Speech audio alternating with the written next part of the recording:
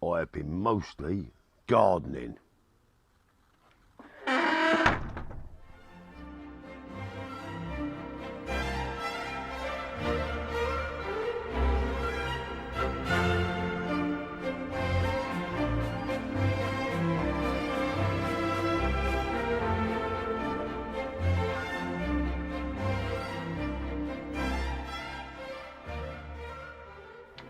Well, hello and welcome to September in A Year Gardening, following my exploits in the garden through the year of 2020. Now, I've been right the way through this hedge and I've checked all of the nests that are in there, and I was quite surprised by how many there are, but they're all clear, all have fledged, and now it's time to give this its deep annual cut. The bottom I'm really clearing right the way back. I have been building a small wooden fence along the bottom half of this over the past year. Bits of old pallet, bits of old fencing as I get it, scraps of wood, and building the fence along. I've only got around about 3 or 4 metres left to go. Get that finished, stained down, and that's going to be nice, and then I can just keep trimming the top back. I'm going to be taking a good ½ a metre out of the top of this hedge, because as I got a little bit older, it's just not very easy to do.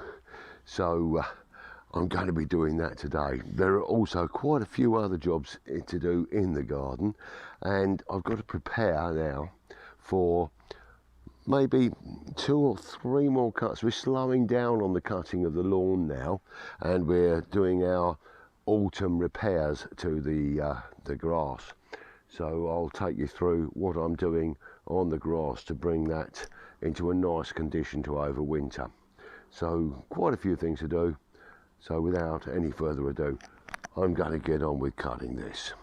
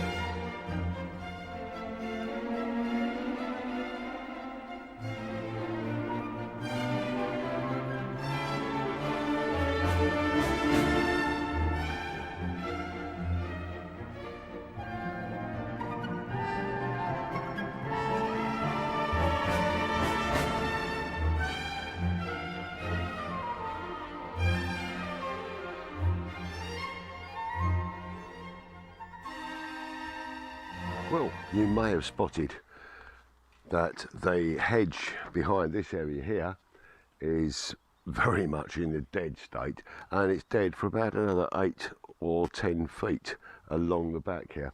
So I've got a bit of salvaged feather edge here which I've put together and covered that bit with, which will then join in with the rest of the fence going down the garden. So this will be stained to match in with the rest of the fencing. Obviously, where this darker paint is here, it will be a little bit darker for a couple of years, but it will all come back together rather nicely. So all I can say is I've now got 5, 10, 15, 20, 25, maybe 30 metres more of this hedge to cut down. I've got to clean the top back down. But when I first came here, this hedge was at the top of this post. It was massive. There was about ½ a metre of the top of that post clear. I've now got 1.5 metres, and I'm aiming to get that down to around about this level over the next year or so, so it's nice and easy to maintain, and also so I can fly my Crystal Palace flag, my England flag from the top of this pole. Won't that be nice?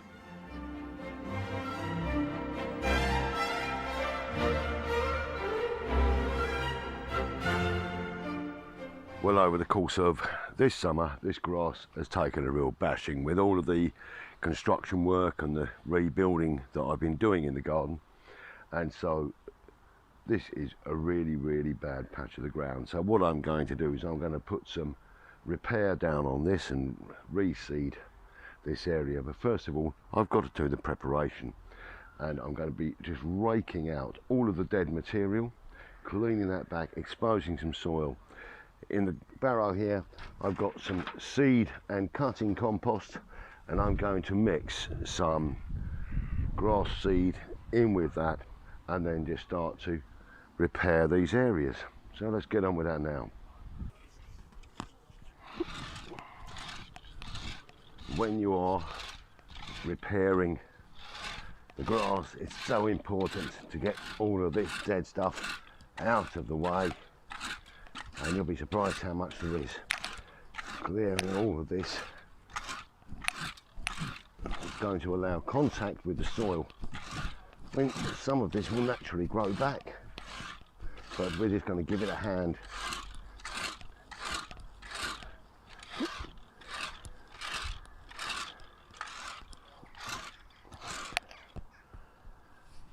It's got to take all of this off of here.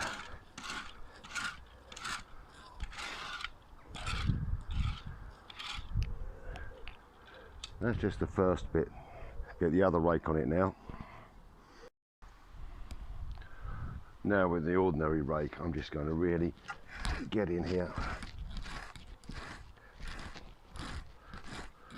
Give this a good old clean down.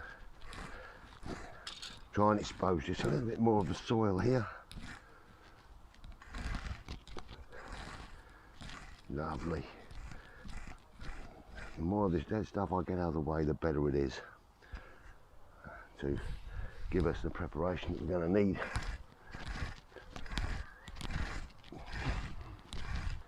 And that's, as I say, it's really surprising the amount you can take off of here. That's going to be good enough for what I need to do. Well, I've got my seed here, and all I'm going to do is just really sprinkle this. It's got a little sprinkler here. I'm going to sprinkle this into this compost and keep mixing it. And so I'm actually overseeding this because some of this is a lawn feed as well that's mixed into this little container, and we can keep going in here, keep mixing it all up. And basically I will put the whole box in here. It's nicely spread out.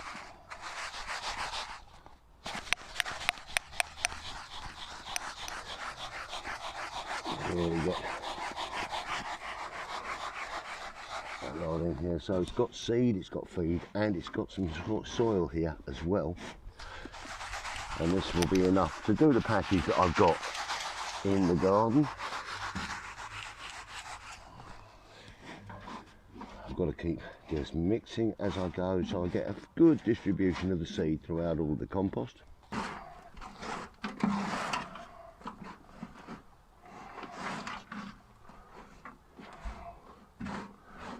Well, there we have our mix, and so I'm just going to start now.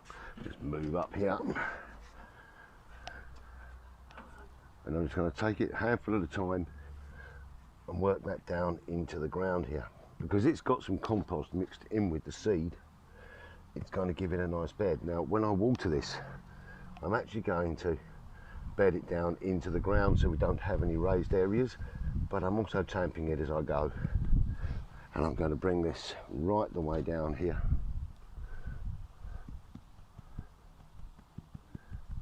And this will be as good a bit of grass in about 14 days as the rest of it.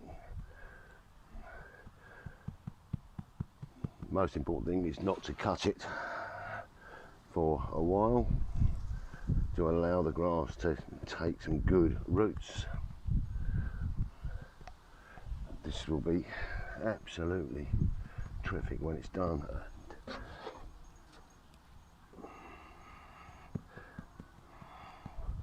Just be nice for having our late summer picnics on in the garden.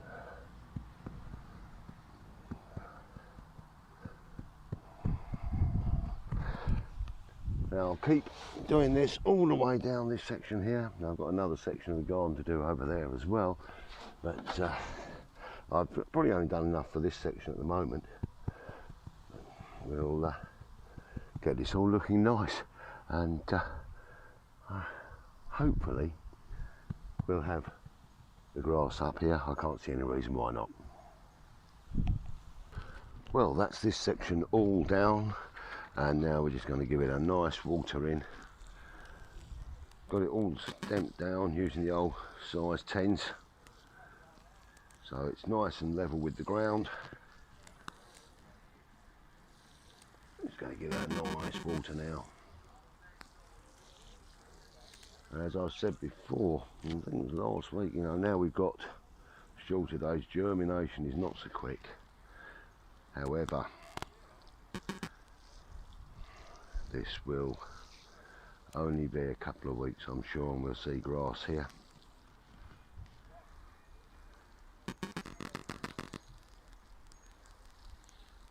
Unless, of course, the dicky birds come and eat all the seeds, which is not something I really want.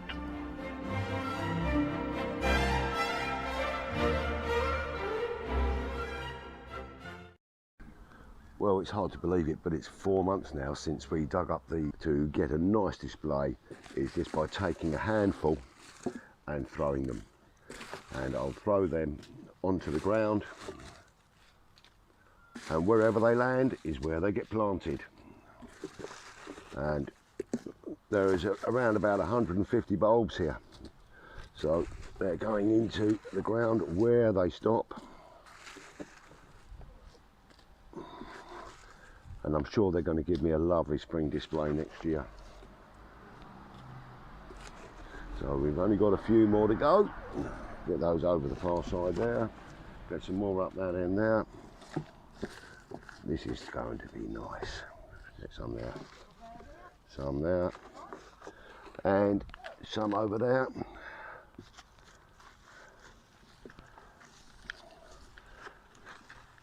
And there's the last few there. What I'll do now is I'll get my bulb planter. Now, when we're planting our daffodils, what we're looking for is to have the same depth of soil above the bulb as the depth of the bulb. So if this is 2 inches, we want 2 inches of soil above it. And all I do is I use a bulb planter, just twist into the soil, get a nice lift. And these wonderful little tools, they hold the soil inside. I can then pop the bulb nicely down inside, squeeze the handle, and then that just fills the hole above it. And I've counted out roughly 180 of these bulbs to put in, which is going to be very, very interesting and quite time consuming. But it'll look great next spring. Well, I think that was an hour or so well spent. The daffodils are now in the ground. Little tip for you: when you're planting your spring bulbs, pointy side up, hairy side down. They don't like being planted upside down. Got those all in the ground now, and I'm really looking forward to seeing what sort of display they bring me next spring. So, done quite a bit today. I think it's time I went out the back and just summed up today's show. Well, that brings me to the end of another episode in A Year Gardening, and everything is really, really taking shape nicely. Now, I'm very, very pleased with the hedge and the way that is looking now, but I only ever do that one big cut every year. I'll do a little bit of a trim every now and then just to tidy it, but the one big cut. The memory garden now, the sweet peas have given me some more flowers. I thought just cutting off those seed heads a week or so ago would work. We've got the grass seed down on the patches, and we've planted the first of our summer bulbs. I am going to do something for next year which I haven't done before, and I'm going to plant up some pots with some tulips in, and I've got 100 tulip bulbs coming, and I'm going to plant those into pots to give me some colour just after the tulips finish. So all in all, everything is moving forward, and I'm planning more for next year now than I am for this year. Still got a lot to finish off, but things are really taking shape, and I'm so happy with this garden. And this year, although we're now 9 months through the year, it has been a very strange year. And if we'd predicted what this year was going to be like before it started, I don't think anyone would have won a penny. But hey ho, that's the way the cookie crumbles. We are just living with the way things have changed now, and when I'm going to the garden centre and doing some shopping and I'm wearing my face covering and all these bits and pieces, it's just an unusual situation, and I'm sure you feel the same. But we will come through the end of this, and we'll come out smiling, and I will be having a party next year, and it will be great, and it will be sunny, and we'll have our friends and our family around us. So it just leaves me to say thank you very much for joining me once again, and your company through this year in the garden has been so much appreciated. It's so lovely to, as I say, receive your comments, positive or negative, it doesn't matter. I just know that you're out there and sometimes enjoying it, sometimes thinking, you could have done that another way. Well, we're all learning together. So I'm going to just take a little glass of this now. This is a Story Point Pinot Noir from Sonoma County, California. Haven't tried it before, but I think I'm going to try it now. As you know, I only have a very small glass of wine because the doctor said I should only have 1 glass of wine a week. So this is it. So I'll wish you very well. Stay safe, look after yourself, be kind to each other, and I'll see you next time. Cheers.